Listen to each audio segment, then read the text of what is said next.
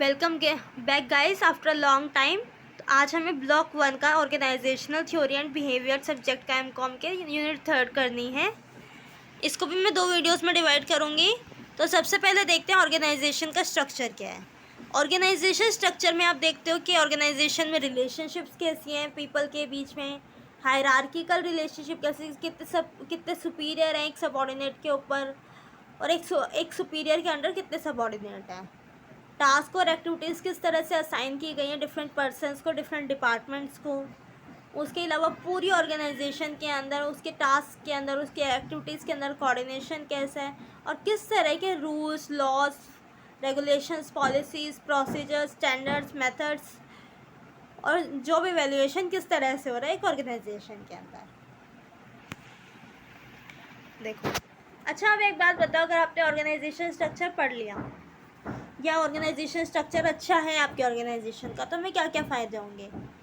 Superior subordinate के बीच में commanding facility अच्छी होगी, यानी कि क्लियर कट अथॉरिटी रिलेशनशिप होगी कि किसको कितनी पावर है और वो कितने को किस काम के लिए रिस्पॉन्सिबल कर सकता है, या फिर किस काम के लिए वो रिस्पॉन्सिबल होगा हमें पता होगा। इसी वजह से पैटर्न ऑफ कम्युनिकेशन भी अच्छा होगा। सुपीरियर को किस सबऑर्डिनेट से बात करनी है और किस सबऑर्डिनेट को किस सुपीरियर से बात करनी है, इसके बीच में प्रॉपर बैलेंस रहेगा, तो पैटर्न ऑफ कम्युनिकेशन अच्छा रहेगा। एक ऑर्गेनाइजेशन का पूरा स्ट्रक्चर फॉलो हो रहा है तो हमें पता रहेगा कौन किसको कम्युनिकेट कर रहा है, किसको नहीं। इस तरह से लॉ, कोई भी रेगुलेशंस या कोई भी बात आपको पहुंचानी है एक पर्सन से दूसरे पर्सन तक, तो हम आसानी से पहुंचा सकते हैं। इसके अलावा आ जाता है आपका लोकेशन ऑफ डिसीजन सेंटर्स। कौन सा डिसीजन कौन सी ऑर्गेनाइजेशन का कौन सा डिपार्टमेंट लेगा, कौन सा डिवीज़न लेगा, कौन सा हेड लेगा, हमें पता होगा तो हम, या फिर हम किस पे छोड़ सकते हैं इस तरह के उनके स्पेशलाइजेशन के अकॉर्डिंग, तो हमें ये चीज़ लोकेशन ऑफ डिसीजन सेंटर्स का पता चलता है। प्रॉपर बैलेंसिंग, अगर ये सब चीज़ें हो रही है तो कोऑर्डिनेशन भी एक ऑर्गेनाइजेशन के अंदर अच्छा होगा, कोऑपरेशन भी अच्छा होगा, टीम वर्क भी अच्छा होगा। इससे हम रिसर्च में आगे जा रहे हैं तो हम रिसर्च भी अच्छे से कर सकते हैं, एक्टिविटीज़ को मैनेज भी अच्छे से कर सकते हैं। स्टिमुलेटिंग क्रिएटिविटी, क्योंकि हमें पता है कि किस काम के लिए हम कितने रिस्पॉन्सिबल हैं, हमें किसको कम्युनिकेट करना है, हमें अपने काम की जिम्मेदारी आएगी तो हम उस काम को इनोवेटिव तरीके से करने की सोचेंगे। इनोवेटिव तरीके से करने के लिए सोचेंगे तो यूनिकनेस, क्रिएटिविटी निकल के आएगी। अच्छा, अब क्रिएटिविटी भी आ रही है, क्लियर कट अथॉरिटी रिलेशनशिप भी है, कोऑर्डिनेशन भी है, पैटर्न ऑफ कम्युनिकेशन भी सुटेबल है, तो ग्रोथ तो अपने आप होगी ऑर्गेनाइजेशन की। और क्रिएटिविटी क्योंकि आ रही थी तो हम टेक्नोलॉजिकल इम्प्रूवमेंट्स पर भी ध्यान देंगे और नई नई टेक्नोलॉजी के साथ साथ नए नए इनोवेशंस करेंगे और नई नई काम को करने के तरीके हमारे पास सामने आएंगे। Components of organizational structure. एक ऑर्गेनाइजेशन स्ट्रक्चर के कंपोनेंट्स क्या क्या होते हैं। Division of work, specialization, span of control, delegation of authority, departmentalization and tall and flat structure. ये 4-5 बातें हैं जो आपको ऑर्गेनाइजेशन स्ट्रक्चर के कंपोनेंट्स ऑफ ऑर्गेनाइजेशन स्ट्रक्चर में लिखनी है। सबकी हेडिंग बनाना, सबकी मीनिंग लिखना, फिर सूटेबिलिटी लिखना, फिर एडवांटेजेस डिसएडवांटेजेस लिखना, बस यही लिखना है आपको अगर ऑर्गेनाइजेशन स्ट्रक्चर के कंपोनेंट्स के बारे में आपको लिखने के लिए आता है। और स्टार्टिंग में एक बार ये ऑर्गेनाइजेशन स्ट्रक्चर के डिफाइन डाल देना। डिवीज़न ऑफ लेबर क्या है। एडम स्मिथ एम्फेसाइज करते हैं डिवीज़न ऑफ लेबर को, क्यों, इसमें होता क्या है। स्पेशलाइजेशन के अकॉर्डिंग लेबर के उसको काम डिवाइड कर देना, यही division of work, division of labour है। अच्छा, अगर हमने स्पेशलाइजेशन के अकॉर्डिंग काम को डिवाइड कर दिया तो उससे एफिशिएंसी आएगी, प्रोडक्टिविटी बढ़ेगी। स्पेशलाइजेशन तो आएगी ही आएगी, टाइम कम लगेगा, वर्कर्स अच्छे से ट्रेन हो सकते हैं। अगर एक काम को बार बार करते हैं तो हम उसमें ट्रेन हो जाते हैं, ट्रेनिंग कॉस्ट रिड्यूस होगी और मैच करना आसान होगा स्पेसिफिक जॉब स्किल्स के साथ उस वर्कर्स को जो उसके लिए सुटेबल है। अच्छा, ये तो सब एडवांटेजेस थे डिवीज़न ऑफ लेबर के। इसके अलावा कुछ उसके लिमिटेशंस भी आती है, जैसे कि अगर आप एक काम को पूरे दिन करते रहोगे तो कहीं ना कहीं मोनोटोनी होगी, बॉर्डम होगा। आप बोर हो जाओगे उस काम से, आपका करने का मन नहीं करेगा, आपको थका थका फील होगा, आप इंजॉय नहीं कर पाओगे अपने काम। ट्रेनिंग कॉस्ट कई बार हाई हो जाती है, फिजिकल परफॉर्मेंस ऑफ जॉब इतनी अच्छी नहीं हो पाती है, बिहेवियरल एस्पेक्ट ऑफ वर्कर्स को हम छोड़ देते हैं। हमने कहाँ देखा कि वो बोर्डन होगा, उनको नहीं होगा। अगर हम डिवीज़न ऑफ लेबर के बेसिस पे काम कराए जा रहे हैं तो हम उनके बिहेवियरल एस्पेक्ट को तो देख ही नहीं रहे, और ना ही ये चीज़ हर टाइप ऑफ जॉब्स के लिए सूटेबल है और ना ही हर टाइप के ऑर्गेनाइजेशन के लिए सूटेबल है।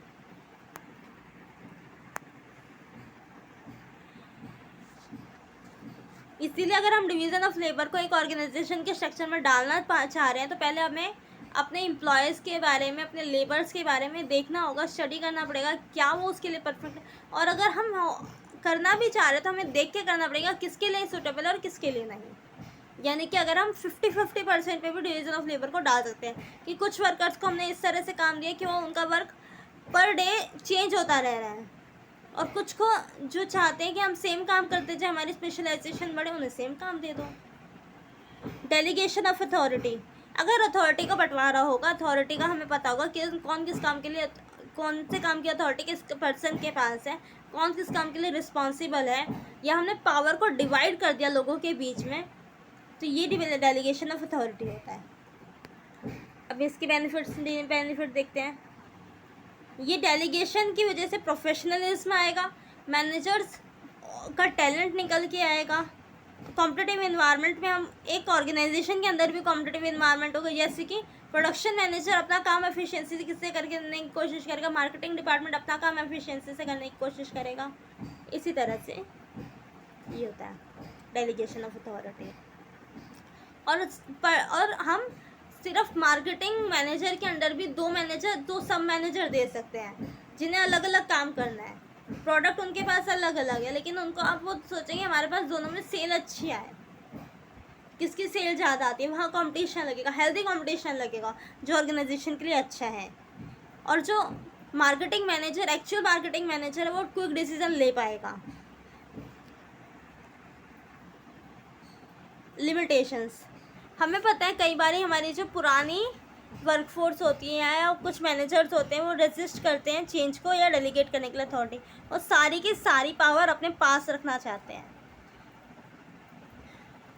अब अगर हमने मान लो डेलीगेट कर भी दी अथॉरिटी, पर ज़रूरी थोड़ी है जिसको हमने अपनी अथॉरिटी डेलीगेट करी है वो लीडरशिप क्वालिटी उसकी अच्छी हो, उसकी मैनेजरशिप अच्छी हो। कई बार नहीं भी होती अच्छी लोगों की, क्योंकि ये भी एक स्किल है जिससे टाइम के साथ सीखा जाता है, तो हमें उनको ट्रेन करना पड़ता है, और ट्रेनिंग कॉस्ट हाई भी आ जाती है। डिसीज़न लेने में कई बार टाइम लग जाता है, high level of decision effective way में नहीं ले पाते, एडमिनिस्ट्रेटिव कॉस्ट बढ़ जाती है, ट्रेनिंग कॉस्ट बढ़ रही है उसी से एडमिनिस्ट्रेटिव कॉस्ट भी बढ़ जाएगी। हाँ, लेकिन ये है कि delegation of authority despite it's limitation ये एफिशिएंसी ऑर्गेनाइजेशन में अच्छे लाती है। नेक्स्ट, डिपार्टमेंटेशन, हमने सेपरेट डिपार्टमेंट्स बना दिए, जैसे प्रोडक्शन का डिपार्टमेंट अलग, मार्केटिंग का अलग, फाइनेंस का अलग, ह्यूमन रिसोर्स का अलग। इससे क्या फ़ायदा होगा, लगभग सेम सा ये डेलीगेशन ऑफ अथॉरिटी और डिवीज़न ऑफ लेबर की तरह डिपार्टमेंटलाइजेशन। स्पेशलाइजेशन आएगी, आपको उसी काम को करना है, आपको फोकस करके आप उस काम पे फोकस करके उस काम को कर पाओगे, इसकी वजह से आपके अंदर स्पेशलाइजेशन आएगी। आपको कितनी वर्कफोर्स को मैनेज करना है आपको पता है, तो आपका एडमिनिस्ट्रेटिव कंट्रोल उस पर बना रहेगा, और उन लोगों को भी पता है कि हमारा सुपीरियर हमें इसको ये हमारा कमांडर है, सारी हमें जो हमारी रिस्पॉन्सिबिलिटी है वो इसकी तरफ है, तो उस बात मानेंगे। रिस्पॉन्सिबिलिटी फिक्सेशन हो जाएगा वर्कफोर्स के ऊपर। उसके अलावा फ्रीडम और ऑटोनोमी, जो डिपार्टमेंट का मैनेजर है वो अपने अकॉर्डिंग काम को करा सकता है, कहीं ना कहीं उसको फ्रीडम मिलेगी, ऑटोनॉमी मिलेगी कि हाँ मुझे ये काम करके देना है, किस तरह से करके देना है ये मेरे ऊपर है। डेवलपमेंट ऑफ मैनेजर्स, अगर हम डिपार्टमेंटलाइजेशन करते हैं तो डिफरेंट मैनेजर्स बनाते हैं, उन मैनेजर्स को प्रोफेशनलिज्म का फ़ायदा होता है, उनको वो ट्रेंड हो जाते हैं, उनके अंदर स्किल्स डेवलप हो जाती हैं कि किस काम को किस तरह से मैनेज करें। Span of control, span of control आपका कुछ नहीं है, एक सुपीरियर के अंडर कितने सबऑर्डिनेट्स आ सकते हैं ये है, या एक सुपीरियर के अंदर कितने सबऑर्डिनेट को वो मैनेज कर सकता है इफेक्टिवली, वो आपका स्पैन ऑफ कंट्रोल है। ये किस किस बातों पर डिपेंड करता है? स्पैन ऑफ कंट्रोल, इसके फीचर्स लिखते हैं, फैक्टर्स लिखते हैं, बस ये लिखना है और कुछ नहीं लिखना है इसमें। नेचर ऑफ द वर्क, आपका वर्क कैसा है उसके ऊपर डिपेंड करता है कि आपका स्पैन ऑफ कंट्रोल कितना रहेगा। मैनेजर्स की एबिलिटी कि वो कितने पर्सनस को अपने अंडर मैनेज कर सकता है, वो भी स्पैन ऑफ कंट्रोल को इफेक्ट करेगा। Efficiency in the of the organization, आपकी ऑर्गेनाइजेशन की वर्कफोर्स कैसी है, आपकी ऑर्गेनाइजेशन की एफिशिएंसी कैसी है, कि यानी कि जो आपके वर्कर्स हैं वो कितने स्किल्ड हैं या कितने डेडिकेटेड है अपने वर्क को लेकर, वो सब एबिलिटी ऑफ, वो सब एफिशिएंसी ऑफ ऑर्गेनाइजेशन में आ जाएगा। स्टाफ असिस्टेंट्स, जब स्टाफ असिस्टेंट एम्प्लॉय होता है तो contact between superior and subordinates को रिड्यूस किया जाता है और स्पैन ब्रॉडन हो जाती है। यानी कि अगर स्टाफ असिस्टेंट आप एम्प्लॉय कर रहे हो तो उनका जो स्पैन ऑफ कंट्रोल होता है अपने असिस्टेंट के ऊपर, अपने वर्कर्स के ऊपर, वो बढ़ जाता है और सुपरवाइज़र और सबऑर्डिनेट्स के बीच में कॉन्टैक्ट कम हो जाता है। यहाँ सुपरवाइज़र एक्सट्रीमली जो अपर लेवल बॉस है ना, सबसे मेन वाला बॉस, उसके लिए कहा गया है। टाइम अवेलेबल फॉर सुपरविजन, अगर आपको 1 घंटा दिया गया है उसमें 100 वर्कर्स दिए गए हैं, आपको 1 घंटे के अंदर काम कराना है, 100 वर्कर्स हैं आपके पास, तो हम इतने अच्छे से सुपरवाइज नहीं कर पाओगे जहां आपको 5 घंटे में उन्हीं 100 वर्कर्स से काम कराना है। तो एबिलिटी ऑफ सबऑर्डिनेट्स, सबऑर्डिनेट्स की एबिलिटी कैसी है, उनकी वो कितने स्किल्ड है, कितनी उनकी जजमेंट क्वालिटी अच्छी है, इनिशिएटिव कितने अच्छे से ले सकते हैं वो, उनके ऑब्लिगेशंस की सेंस कितनी अच्छी है और वो कितना गाइडेंस फॉलो करते हैं और कितनी बिना गाइडेंस के काम करते हैं, ये सब एबिलिटी ऑफ सबऑर्डिनेट्स में आ जाएगा। और सबऑर्डिनेट्स की एबिलिटी भी कहीं ना कहीं स्पैन ऑफ कंट्रोल को इफेक्ट करती है। अगर एक सबऑर्डिनेट्स काफ़ी इफेक्टिव है, जजमेंट भी उसकी अच्छी है, इनिशिएटिव भी वो लेता है और गाइडेंस की भी उसको कम ज़रूरत पड़ती है, तो स्पैन ऑफ कंट्रोल उसके ऐसे अगर सबऑर्डिनेट्स हैं तो स्पैन ऑफ कंट्रोल ज़्यादा होगा, क्योंकि वो पर्सन्स, वो सबऑर्डिनेट्स खुद डेडिकेटेड है अपने वर्क की तरफ, लॉयल है ऑर्गेनाइजेशन की तरफ। डिग्री ऑफ डिसेंट्रलाइजेशन, आपने डिसेंट्रलाइज किया है पर आपने कितनी % डिसेंट्रलाइज किया है, यानी कि आपने कितने डिपार्टमेंट बनाए हैं, कितना डिवीज़न ऑफ वर्क किया है, कितनी अथॉरिटी को डेलीगेट किया है, उसके अकॉर्डिंग भी आपका स्पैन ऑफ कंट्रोल अफेक्ट करता है। क्या पता कोई ऑर्गेनाइजेशन का जो सुपीरियर बॉस है, मेन बॉस है, वो खुद ही उसने डिसेंट्रलाइजेशन स्पैन ऑफ कंट्रोल लोगों को, अपने मैनेजर्स को ज़्यादा नहीं दिया, उसने एक मैनेजर के अंदर 30 वर्कर्स ही रखे हैं, तो स्पैन ऑफ कंट्रोल तो बढ़ ही नहीं सकता ना जब वो रखी 30 रहे तो। Next, tall and flat structure. Tall structure ये है कि एक बॉस के अंदर कितनी, मतलब एक सबऑर्डिनेट के ऊपर कितने बॉस हैं, वो आपका टॉल वाला स्ट्रक्चर है, जहाँ जितने ज़्यादा एक सबऑर्डिनेट के ऊपर बॉस होंगे वो उतना टॉल है। और फ्लैट स्ट्रक्चर आपका स्पैन ऑफ कंट्रोल दिया कि एक सुपीरियर के अंडर कितने सबऑर्डिनेट आ रहे हैं।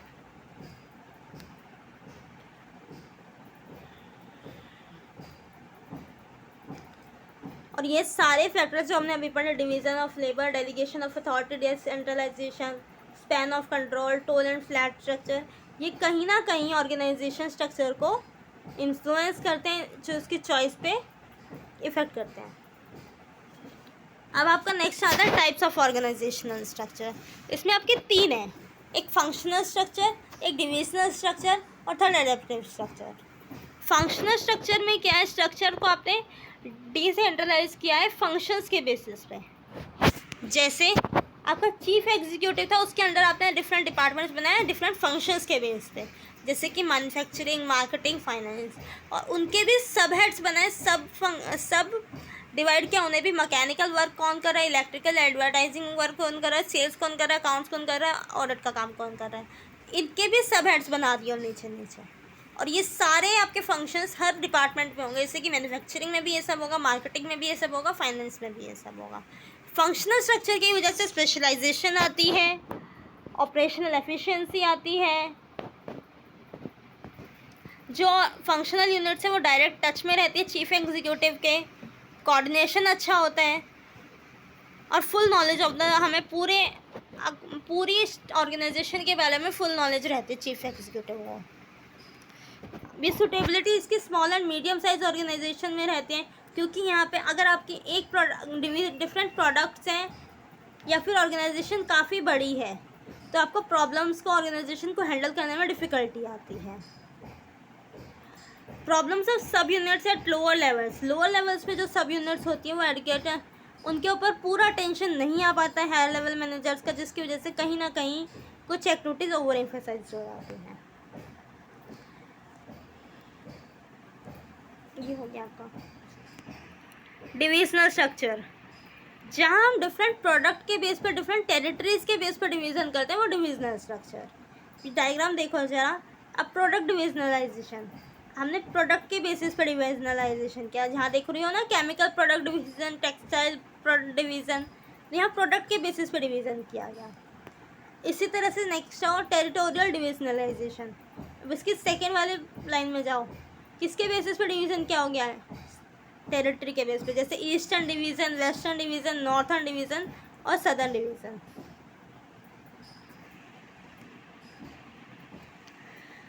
In a divisional structure, each division contributes planned profit to the organization. Divisional structure के अंदर प्लान प्रॉफिट दिए जाते हैं हर पूरी ऑर्गेनाइजेशन को। इंडिपेंडेंस बिजनेस की तरह काम करते हैं। सारे डिविजनल स्ट्रक्चर में सेपरेट डिपार्टमेंट्स बने होते हैं हर प्रोडक्ट के बेसिस पे। इसकी वजह से मैनेजर्स क्विक डिसीजन ले पाता है, प्रॉब्लम्स को जल्दी रिजॉल्व कर सकता है, अपॉर्चुनिटी को ग्रैब कर सकता है, इनिशिएटिव ले सकता है, फाइनेंशियल कॉस्ट से हाई बच सकता है। लेकिन हाँ, कहीं ना कहीं अब डिफरेंट प्रोडक्ट के बेसिस पे, टेरिटरी के बेसिस पे डिवीज़न बन रहे हैं तो ज़्यादा डिवीज़न बन जाते हैं, इसकी वजह से कॉस्ट हाई आती है।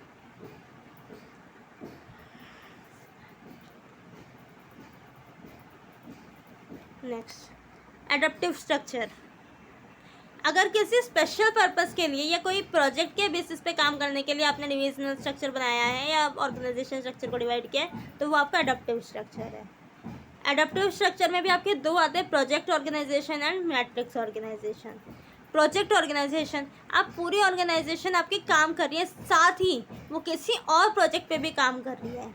इसके अंदर आप जो प्रोजेक्ट के लिए अलग से मशीनरी लगाओगे, एम्प्लॉयज़ को हायर करोगे, सारे फंक्शंस करोगे एक ऑर्गेनाइजेशन को जो रन करने के लिए लगते हैं, और साथ ही साथ आपकी जो ओरिजिनल ऑर्गेनाइजेशन है उसका काम भी चलता रहेगा। यानी कि इन दोनों की एक्टिविटीज़ ओवरलैप नहीं होंगी और इसमें रिसोर्सेज कहीं ना कहीं जो प्रोजेक्ट ऑर्गेनाइजेशन थी वो कहीं भी इन्फ्लुएंस नहीं करी ओरिजिनल ऑर्गेनाइजेशन को, या इफेक्ट नहीं करती। जो मेन एडवांटेज है प्रोडक्ट ऑर्गेनाइजेशन का वो ये है कि रेगुलर बिजनेस को अनडिस्टर्ब छोड़ती है। इसमें टास्क, जो प्रोजेक्ट वर्क को टाइमली कंप्लीट करना होता है, कन्फर्मिटी होती है। हमारा बेटर मैनेजमेंट और कंट्रोल रहता है हमारी प्रोजेक्ट एक्टिविटीज़ पे। पर कई बार प्रोजेक्ट ऑर्गेनाइजेशन प्रॉब्लम क्रिएट करती है। कब? जब फंक्शनल मैनेजर्स एक्सरसाइज करते हैं अथॉरिटी प्रोजेक्ट मैनेजर के ऊपर फंक्शनल एरियाज़ पे, और जिसकी वजह से कॉन्फ्लिक्ट अराइज हो जाते हैं। जो स्टेबिलिटी है फंक्शनल डिपार्टमेंट्स की वो डिस्टर्ब होती है ट्रांसफ़र ऑफ पर्सनल की। अगर हम कभी कभार अपनी ओरिजिनल रेगुलर बिजनेस में से एम्प्लॉयज़ निकाल के प्रोजेक्ट ऑर्गेनाइजेशन में डाल रहे हैं तो हमारी रेगुलर बिजनेस डिस्टर्ब हो रही है कहीं ना कहीं। हमने कह तो नहीं है कि अनडिस्टर्ब है, लेकिन कहीं ना कहीं वो डिस्टर्ब हो, जिसकी वजह से आपका रेगुलर बिजनेस का प्रॉफिट कम हो सकता है। मैट्रिक्स ऑर्गेनाइजेशन, मैट्रिक्स ऑर्गेनाइजेशन उन ऑर्गेनाइजेशन को कहती हैं जो रेगुलर बेसिस पे डिफरेंट प्रोजेक्ट्स में इकट्ठे काम कर रही होती हैं। जैसे कि हम इंजीनियरिंग का वर्क देखते हैं, कंस्ट्रक्शन साइट्स का वर्क देखते हैं। अब कंस्ट्रक्शन वर्कर्स एक जगह काम नहीं कर रहे होते हैं। आपने देखा होगा ना, दो घर बन रहे हैं एक ही हेड के अंदर, ठीक है, एक ही कंस्ट्रक्शन हेड के अंदर दो घर बन रहे हैं। वो वर्कर्स कभी वो किसी घर में भेजेगा, कभी किसी घर में भेजेगा।